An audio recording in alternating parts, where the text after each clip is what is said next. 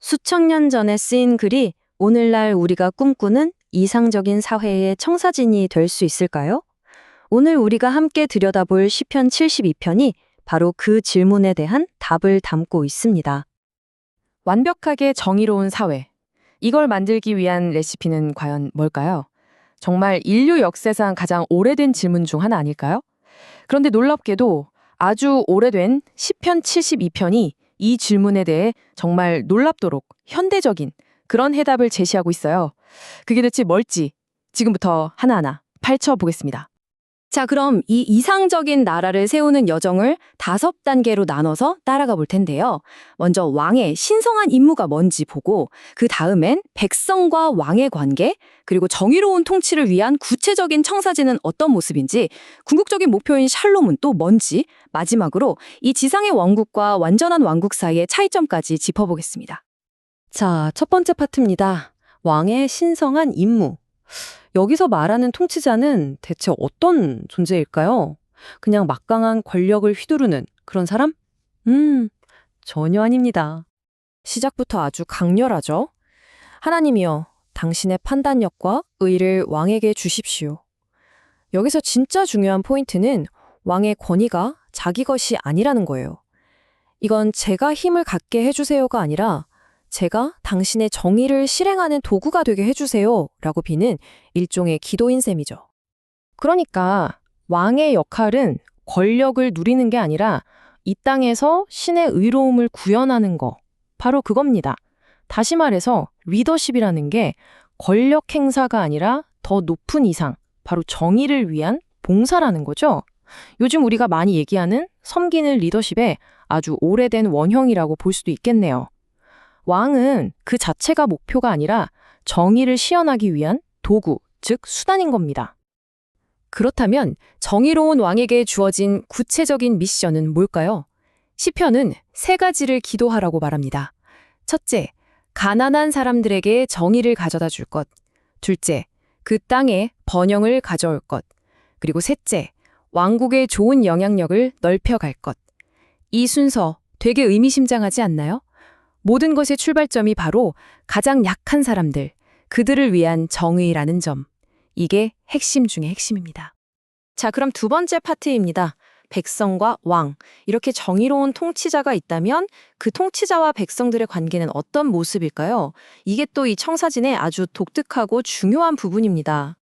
일단 왕은요, 백성을 위해서 신에게 기도해야 할 의무가 있습니다. 우리 백성들이 잘 살게 해달라고 말이죠. 그런데 이게 일방통행이 아니에요. 반대로 백성들도 왕을 위해서 기도합니다. 우리 왕이 계속해서 정의로운 통치를 할 수 있게 힘을 달라고 말이죠. 자, 바로 이 지점에서 신, 통치자, 그리고 백성이라는 완성된 삼각관계가 만들어집니다. 이게 왜 중요하냐면요. 백성이 그냥 다스림을 받는 수동적인 존재가 아니라는 거예요. 왕과 마찬가지로 직접 신과 관계를 맺고 나라의 정의를 함께 세워나가는 아주 능동적인 파트너라는 거죠. 정말 독특한 일종의 삼각사회 계약인 셈입니다. 세 번째, 정의로운 통치를 위한 청사진입니다. 그럼 이 이상적인 나라는 대체 어떤 시스템으로 돌아가는 걸까요? 그 중심에는 아주 명확한 운영체계, 즉 OS가 있습니다. 바로 신의 율법이죠.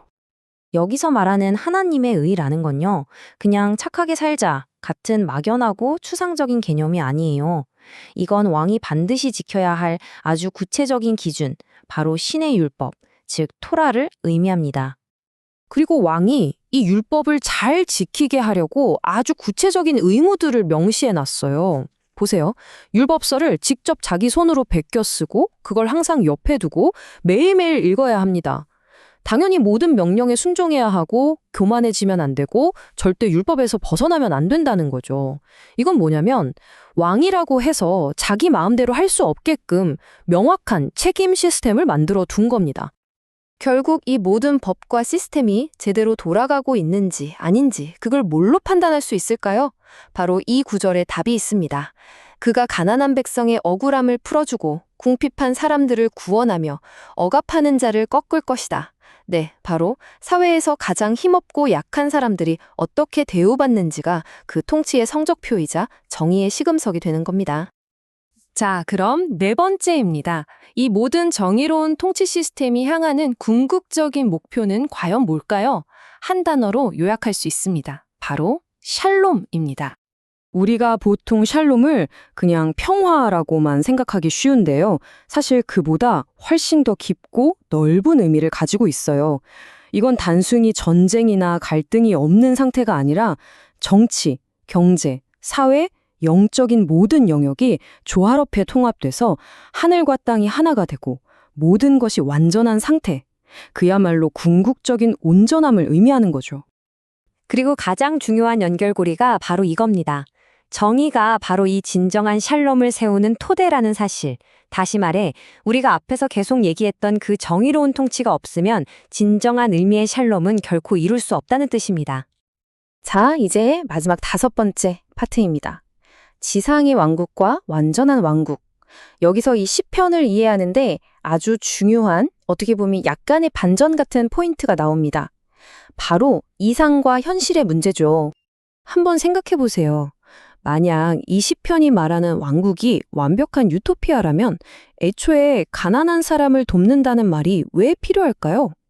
완벽한 곳에는 가난한 사람도 억울한 사람도 없어야 하는 거 아닌가요? 바로 이 질문이 이 시편의 진짜 의미를 파악하는 열쇠가 됩니다. 여기서 우리는 두 가지 왕국을 구분해야 합니다. 하나는 우리가 발딛고 사는 지상의 왕국, 그리고 다른 하나는 완전한 메시아 왕국이죠. 지상의 왕국은 아직 불완전하고 정의를 목표로 삼고 노력해야 하는 곳이에요.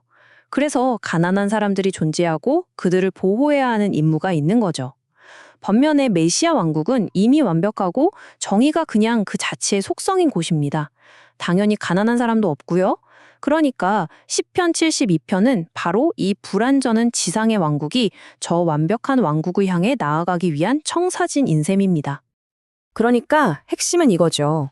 시편 72편은 이미 완성된 유토피아를 보여주는 게 아니라 이 불완전한 현실 세계가 저 완전한 이상을 향해서 어떻게 끊임없이 나아가야 하는지 그 여정을 위한 가이드북이라는 겁니다. 그리고 이 여정의 끝에 어떤 희망이 있는지를 이 마지막 구절이 보여줍니다. 사람들이 그로 말미암아 복을 받고 모든 민족이 그를 복되다 할 것이다. 한 나라의 정의가 결국 온 세상에 선한 영향력을 미치게 된다는 아주 희망차고 광대한 비전으로 마무리되는 거죠. 자, 그래서 오늘 우리가 살펴본 이 모든 이야기의 가장 중요한 핵심, 딱 하나를 꼽으라면 바로 이겁니다. 이상적인 사회, 좋은 사회를 측정하는 진짜 기준은 그 사회가 가장 약하고 힘없는 사람들을 어떻게 대하는지에 달려있다는 것. 수천 년 전에 쓰인 이 청사진은 가장 약한 사람들을 위한 정의를 리더십의 중심에 놓으라고 말하고 있습니다. 그렇다면 이 기준을 오늘날 우리 사회에 가져와 본다면 어떨까요? 지금 우리의 이상과는 얼마나 같고 또 얼마나 다를까요? 이 질문을 여러분께 남기면서 오늘 이야기는 여기서 마치겠습니다.